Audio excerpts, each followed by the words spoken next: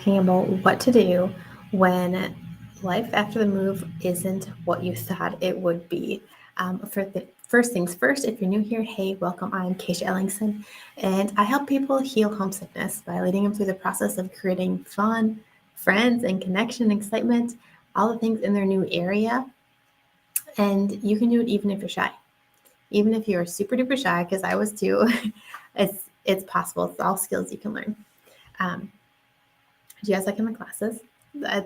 These are Blu-ray glasses. I actually wear them all the time. I figured I'd show you guys. But I usually take them off when I do lives because I have a light here that reflects in them. But if you are ever on computers, protect your eyes, Blu-ray glasses.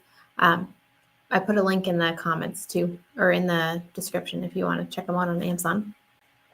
But we are talking about what to do when life looks different.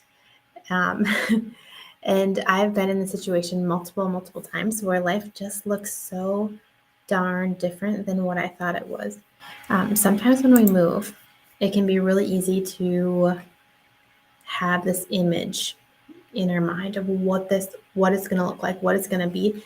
And then all of a sudden, it's not that. It does not look like what we thought it'd be. And then we're like, okay, well, what do we do? What do we do now that life looks so different? And that's what I'm going to talk about today. The first step is realizing what you expected. What did you expect life to look like, and naming your expectations?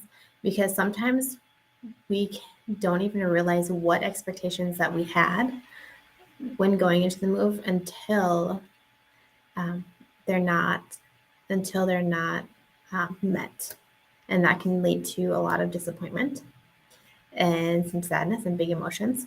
So I'm going to walk you through a few steps of how to identify what expectations you already have, and then you can get a clear expectation or clear understanding of where to go then. Because we're going to talk about this in the next 4 days, because this is going to be a challenge. And just so you know, I have the comments section pulled up. So if you are live, I see there's a few people live with me. Feel free to say hey, because I see there's people on, but I don't know who you are. So hello. Okay, so expectations. The first thing is identifying your expectations. And a good question to ask yourself is, when do big emotions come up? Sometimes big emotions can be an indicator that there was an expectation that was not met. Or if you feel really adamant about something, like what is your expectation there? Also, if you're feeling sad, or sometimes we can have expectations about other people too. Like we assume other people would call more, or we assume people would visit, or we assume friends would stay connected. Those are all expectations that we have around other people. We can have them about ourselves too. Like we assume that we would be able to develop friends really quickly. We assume that we would thrive within the first week here. There's lots of expectations. And then once you have identified some things that are big emotion points for you, think of what is the root cause of this emotion. If you are getting emotional dropping your kids off at school, what is the root cause of that? Is it because the school system is different than what you thought it would be? Is it because you had an expectation that you would know more parents in the school? So just kind of think of like, what's the next layer down? What is the root of where these emotions are coming from? And another question to ask yourself is, why do I feel this way? And what is the outcome I was expecting? That's a really good question. So our next step is we're going to do some action points, and I don't want to say what it is.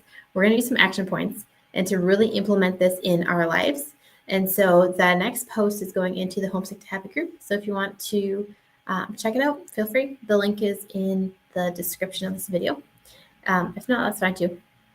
But this whole week, we are going to be talking about expectations and what to do if life looks completely different than what you thought it would be. Because sometimes if life looks so different, like vastly different, we start evaluating everything, reevaluating everything. And that just happens because we're like, well, I was so sure that this would happen that now I'm unsure of all these other things, like all of my other expectations.